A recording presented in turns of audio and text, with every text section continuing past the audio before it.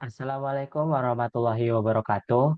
Perkenalkan, nama saya Tiknur Cahyo Mulya dari Prodi S1 Statistika dengan MPM 240808101039.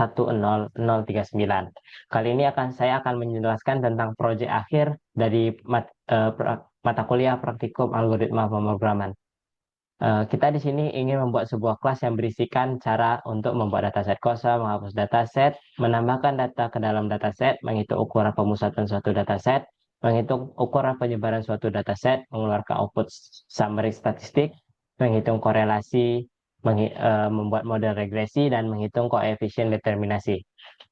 Dalam kelas tersebut, kita juga akan menghindari beberapa error seperti user input yang tidak valid, perhitungan dengan dataset kosong, jumlah data berbeda saat menghitung korelasi atau regresi, membuat dataset dengan nama yang sudah digunakan, dan menghapus dataset yang tidak ada.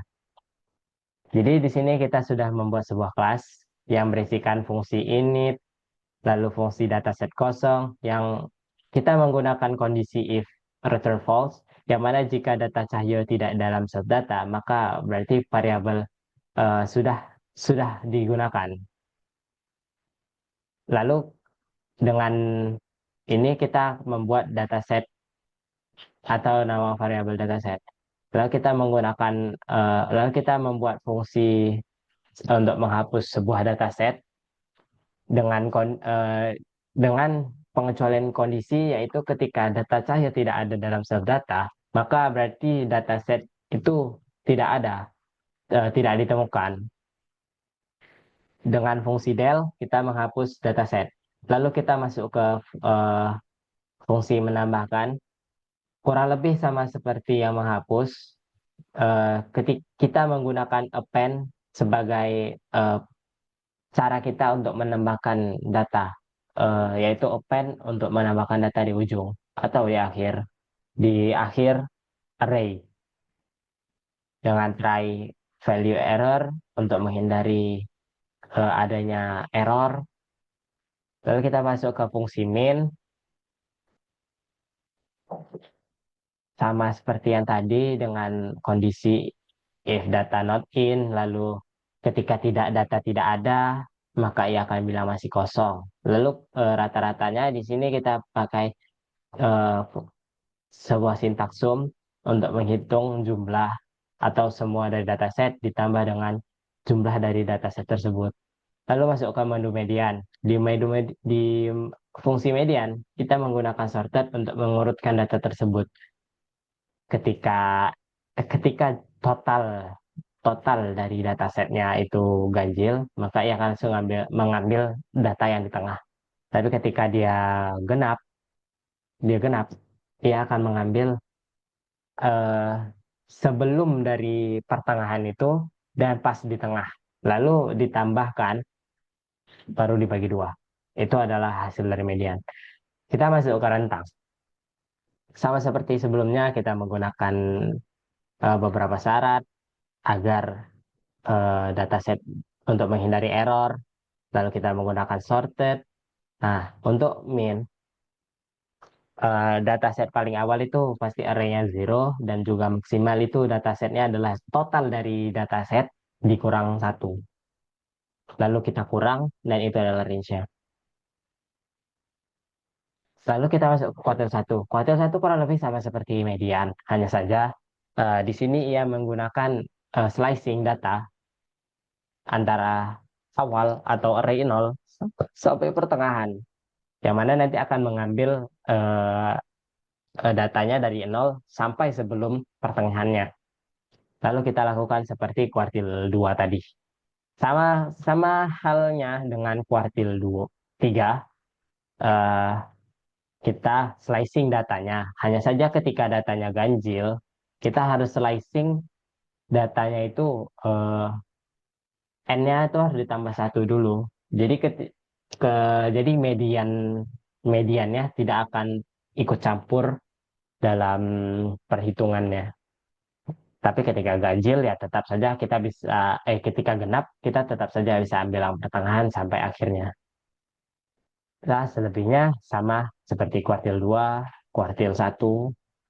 Kita masuk ke fungsi IQR. Di fungsi IQR itu dalam artian kuartil 3 dikurang kuartil 1.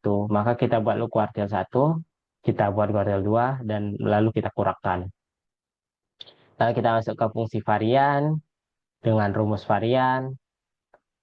Lalu kita masuk ke fungsi standar deviasi dengan kondisi-kondisi yang sama seperti sebelumnya. Kita masuk ke rumus standar deviasinya.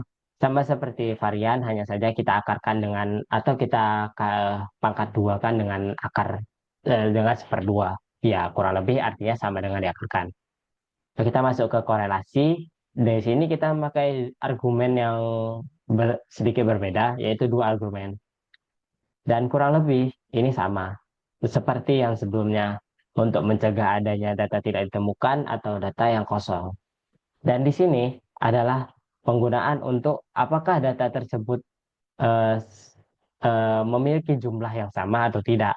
Jika jumlahnya sama, maka bisa jalan. Tapi ketika tidak sama jumlahnya, maka ia tidak bisa jalankan. Kita membagi pembilang dan penyebut untuk memudahkan eh, pengoperasian, dan ketika penyebutnya sama 0, kita tidak bisa melakukannya. Sini kita menggunakan rumus R pembilang dibagi penyebut. Lalu kita masuk ke fungsi regresi. Sama seperti korelasi, hanya saja kita memiliki perbedaan di rumus. Karena dia minta model regresi, maka kita menggunakan rumus ini. Penyebutnya A dan B itu sama untuk mencarinya, tapi pembilangnya saja yang berbeda. Maka kita akan memisahkan hanya pembilangnya, dan penyebutnya kita jadikan satu. Jadi A, pembilang A dibagi penyebut, dan B, pembilang B dibagi penyebut. Itu ia akan menghasilkan ini, model ini. Lalu masuk ke koefisien determinasi. Koefisien determinasi kurang lebih adalah akar dua, pangkat dua dari korelasi. Jadi kita hanya perlu menuliskan ulang model regresi, model kita hanya perlu mengetik ulang yang korelasi, lalu kita pangkat dua kan saja. Nah, selanjutnya kita masuk ke menu. Menu kita menggunakan try except untuk menghindari error, continue biar agar terus berlanjut. If 8 itu ketika semuanya sudah selesai. Eh, di sini kita menggunakan variabel ini untuk menggantikan ini. Jadi kita menggunakan ini di titik dengan def-nya, maka kita akan masuk ini. Kita menggunakan nama untuk menginput variabel, nama variabel. Di satu ini kita untuk menambahkan variabel, di dua ini kita, di dua dan seterusnya, kita gunakan nama variabel tersebut untuk menentukan untuk apa variabel itu. Maksudnya variabel mana yang mau kita lakukan operasi tersebut. Kurang lebih seperti itu.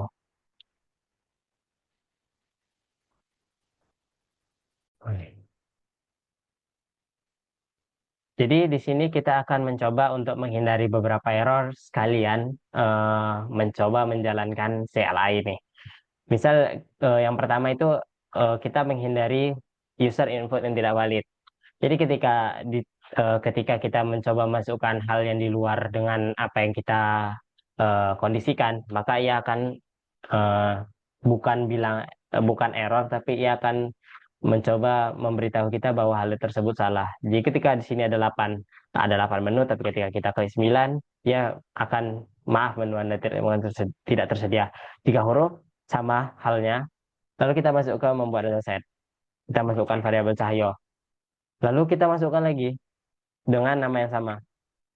Dia akan bilang nama variabel sudah digunakan. Nah, lalu kita menghapus dataset Cahyo. Dataset Cahyo berhasil dihapus. Tapi ketika kita menghapus dataset dengan nama variabel lain atau yang belum kita masukkan dalam menu nomor satu, maka ia akan menjawab tidak ditemukan. Maka hal tersebut tidak ada. Lalu kita mencoba untuk membuat dataset terlebih dahulu dan menambahkannya ke dalam variabel Cahyo. Kita masukkan angka 1, 2, 3, dan 4, dan 5. Ini adalah tujuan dari penggunaan while. Jadi kita bisa masukkannya satu persatu secara bersamaan daripada kita membuat menunya, menuliskan menunya dulu, nambahkan menu lagi, tambahkan, menukan, menu lagi, tambahkan. Itu membuang banyak waktu. Jadi kita menggunakan fungsi while agar dia terbaca secara langsung untuk semuanya. Dan dia akan langsung ngeprint nama variabel dan apa datanya. Lalu kita akan mencoba eh,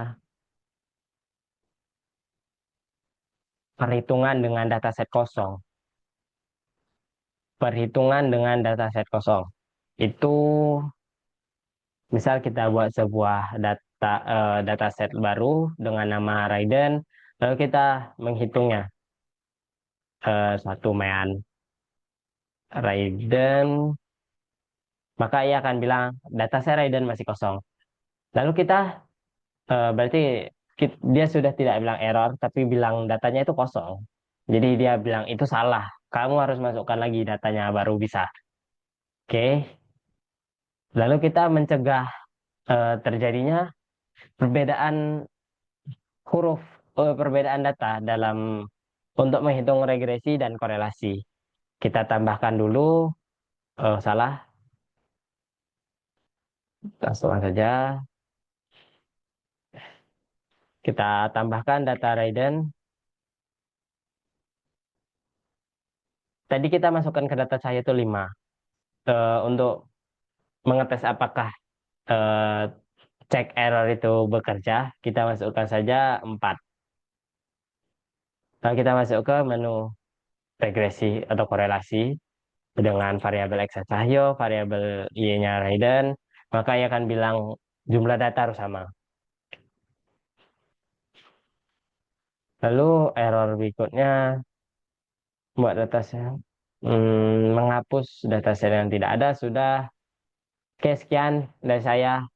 Lebih dan kurang saya mohon maaf. Wassalamualaikum warahmatullahi wabarakatuh.